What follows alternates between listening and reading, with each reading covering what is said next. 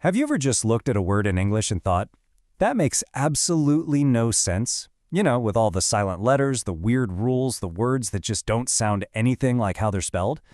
Well, you are definitely not alone. Someone out there on the internet felt the exact same way and decided to do something about it. Today, we're going to dive into their amazing project, a guide to what's called Goober's English. Okay, take a look at this.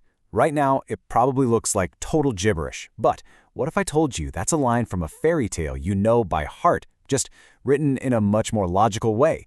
Stick with me because by the time we're done here, you're going to be able to read this sentence like it's plain old English. I promise. So, if you're gonna fix English, where do you even start? Well, this project began with the building blocks, the letters themselves.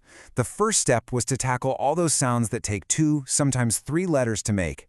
The solution was simple, but genius. Just add new letters to the alphabet. One sound, one symbol. That's the goal. And here they are. It's all about efficiency, right? Instead of CH for the ch sound, you just get one character, ch.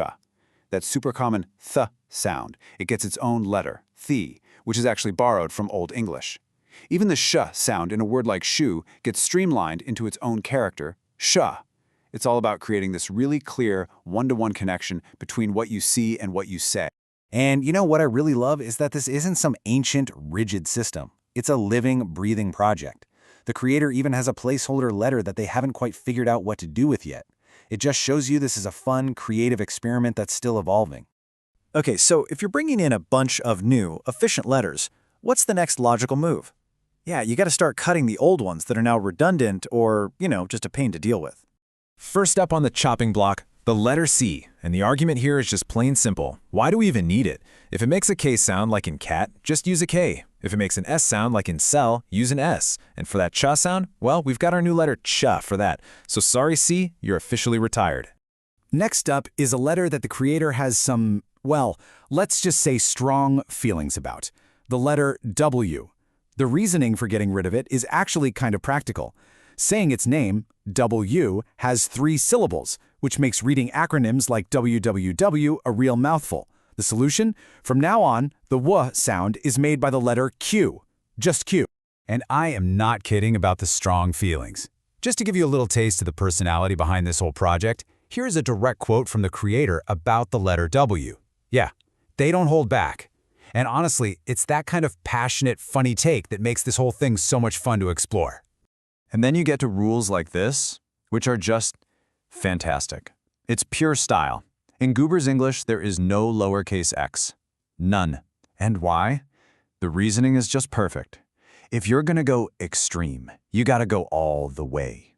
You can only use a capital X. It's a rule that's all about attitude, and I love it. Okay, so we've added new letters, we've tossed out some old ones, but what do you do about all of English's other little messes? You know, all the exceptions that come from centuries of borrowing words from other languages? Well, that's where the next layer comes in, a system of accents to fine-tune everything. Now, this first accent mark, the brave, might be the most important one in the whole system. Its job is to tackle one of the biggest headaches in English, silent letters. So many of them are just historical leftovers. The brave's job is super simple but so powerful. You just put it over any letter you don't pronounce. No more guessing. Let's see it in action. Take the word castle. You don't say the T, right? So you just put a little brave over it. Or look at the word thought. It gets braves over the O, U, G, and H. All of a sudden, the spelling is a perfect visual guide to how you're supposed to say the word. It's such a clever fix. The next tool in our kit is the Macron accent. This one's all about vowels. You place it over a vowel to make it crystal clear that it's making its long sound. You know, like the A in 8 or the O in open. It just gets rid of all that vowel confusion. And this is where you can really start to see how these rules all work together. The word bro gets a Macron over the O for that long O sound. Simple enough. But look at time. It gets a Macron over the I for the long I sound, but it also gets a brev over that silent E at the end. See? The layers are building up to create total clarity. All right, have you ever looked at 2 vowels right next to each other in a word and just weren't sure what to do? Are they a team making one sound, or do you say both? The diaeresis accent solves that problem. You put it on the second vowel to signal, hey, pronounce both of us separately. The perfect example, of course, is the word naive. Without those two little dots, you might be tempted to read it as knave. But the diaeresis over the I makes it perfectly clear that you say naive, pronouncing both the A and the I sounds. Problem solved. And finally, we've just got a couple of little housekeeping rules to wrap things up. First, the letter Y is no longer a vowel. You just use whatever vowel sound it's actually making. So a word like actually becomes actuale. And if you want to emphasize a word, forget italics or bold. You just use an underline accent. Simple. All right, deep breath. We've learned about the new letters, the letters that got kicked out, and the whole system of accents. It is time to put it all to the test. Let's go all the way back to that fairy tale from the beginning and see if we can actually read it now. Here are the first two sentences. Just take a second and try to sound them out with all the new rules. Okay, let's try it together. Once upon a time, there were 3 little pigs.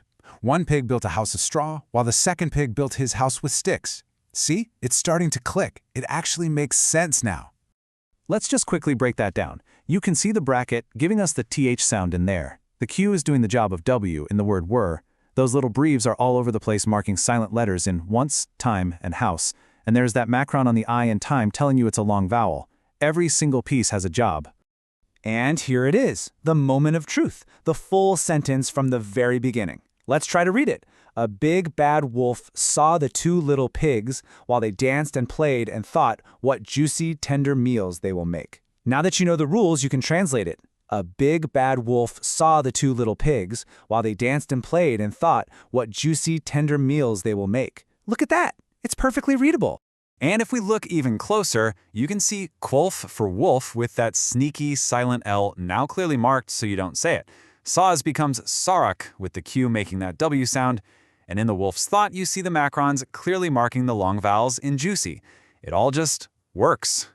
So, what's the big takeaway from all this? Is anyone seriously suggesting we all start writing this way tomorrow? No, probably not. But that's not the point. Goober's English is just this wonderfully creative, incredibly logical thought experiment.